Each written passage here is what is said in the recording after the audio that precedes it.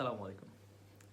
তো বলতেছিলাম যে শেখ মুজিবের একটা দক্ষতা ছিল বা একটা গুণ ছিল, সেটা হয়েছে যে সে খুব সুন্দর করে কথা বলতে পারতো এবং তার কথায় মানুষ ডাইভার্ট হইতো এবং সে খুব স্পিরিট নিয়ে কথা বলতে পারতো, যে কারণে মনে করেন মানুষ তার কথা শুনে একটা শক্তি পেত, তাদের মধ্যে অদম্য প্রচেষ্টা কাজ করতো ওই কাজগুলো করার জন্য। সে যা বলতো এই ধরনের, যেমন আমরা তো দেখি যে 7ই মার্চের যে ভাষণ, একদম অগ্নিঝরা ভাষণ, মানুষজন পুরো পাগল হয়ে গেছে একদম। 18 মিনিটের সেই ভাষণ, পাগল ধরা ছাড়া তো উপায়ও নাই। কি অগ্নিঝরা কণ্ঠ, রক্ত যখন দিয়েছি আরও দেব, এ দেশের মানুষকে মুক্ত করে ছাড়বে ইনশাল্লাহ। তো এখানে মূল টপিক শেখ মুজিব না, এখানে আমি যেটা বলতে চাচ্ছি সেটা হয়েছে, তো বর্তমানেও এরকম কিছু মানুষ আছে যেগুলো দেখবেন আপনাদের কাছে আসবে কিছু সাংগঠনিক নাম নিয়ে, যে তারা বলবে যে আমরা অমুক সংগঠনের আমি, এবং তার বক্তব্য মনে করেন একদম আপনি মুগ্ধ হয়ে যাবেন তার কথায়। তার কথা এত সুন্দর, আপনি বলবেন বাহ, এত সুন্দর করে কথা বলে, এ তো জীবনে মিথ্যা কথা বলার কোনো সিস্টেমই নেই। তারা আসবে কিছু সামাজিক সংগঠনের নাম করে, বলবে এখানে আমাদের এখানে কোনো রাজনৈতিক কোনো ব্যাপারই নেই। আবার মানে কিছু কিছু মানুষ আছে যারা রাজনীতি পছন্দ করে না, যে কারণে তারা এই এই ধরনের ইয়াটা করে আর কি, যে আমাদের এখানে কোনো রাজনীতির কোনো কাণ্ড কারখানা নাই, আমরা সামাজিকভাবে আমরা আমাদের মতো করে সামাজিক কর্মকাণ্ডগুলো করে থাকি।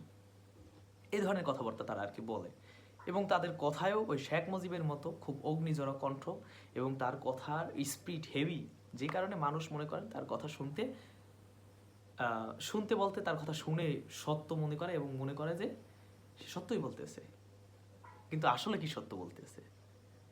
মূলত তার যে টার্গেট, আমি সবার কথা বলতেছি না, তবে ওই সহসভাপতি যে হতে চায় তার যে টার্গেট সেটা আমি বলতেছি, যে এক ধরনের আছে যারা সহসভাপতি হওয়ার উদ্দেশ্য নিয়ে আপনাদের মতো, আমাদের মতো, আমার মতো কিছু কিছু লোকদের সামাজিক সংগঠনে কাজ করিয়ে তারপরে তার মোটামুটি 30 জন, 40 জন, 50 জন, 100, 200, 2000 মানুষজন তার আওতায় একটা রাখে। সে রাখার পরে ওই মানুষগুলোকে সে আবার তার যে নেতাকে দেখাইলে যাকে সহসভাপতি দিবে তাকে আবার ওটা দেখায় যে এই লোকগুলো আমার, এরা সব আমার রাজনৈতিক লোক। আসলে কি আপনি রাজনৈতিক কারণে ওখানে গেছিলেন? না, জানলে। তো বর্তমানে যে বন্যা পরিস্থিতি, এখন বন্যা পরিস্থিতিতে আমি দেখলাম যে আসলে হঠাৎ করে তাদের আবার আবির্ভাব।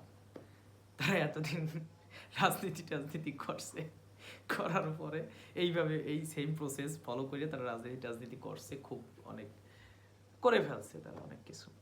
কিন্তু এখন যে এই শেখ হাসিনা যখন এখন পালাই যাওয়ার পরে এখন তো তাদের অবস্থা খুবই করুণ।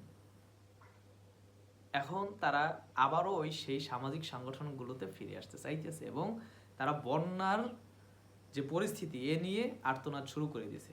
ওই যে কি জানি নাম, ব্যারিস্টার সুমন, সেও অলরেডি বন্যা পরিস্থিতি নিয়ে ভিডিও বানানো শুরু হয়ে গেছে। আপনার এলাকায় আপনি দেখবেন, আপনার এলাকায় দেখবেন যে আপনাদের এই যে যারা সামাজিক সংগঠনের আড়ালে যারা রাজনীতিক ইয়াটা গড়ে উঠছিলেন, তাদেরও দেখবেন যে তারাও শুরু হয়ে গেছে বন্যা নিয়ে চিল্লাচিল্লি। আর 2 দিন পরে বিকাশ নাম্বার দিবে, এই আমার বিকাশ নাম্বারে টাকাটা পাঠিয়ে দেন। সাবধান, মানুষ চেনেন, এদের থেকে সাবধান। সালামু আলাইকুম।